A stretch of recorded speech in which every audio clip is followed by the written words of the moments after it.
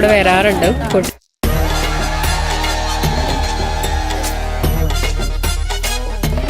പേരെന്താ?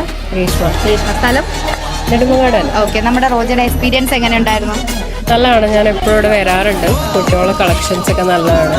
പിന്നെ ഇടയ്ക്കിടയ്ക്ക് വരുന്നൊരു ഷോപ്പിംഗ് സ്ഥലമാണിത്. നല്ല കളക്ഷൻസ് ഒക്കെ ഉണ്ട്. ഇപ്പൊ പർച്ചേസ് ചെയ്തായിരുന്നു നമ്മൾ?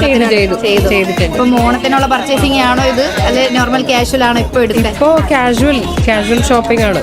Okay okay. അപ്പം മാം അഡ്വാൻസ് ഹാപ്പി ഓണം റോജയുടെ വക. Same to you. Thank you. Thank you ma'am.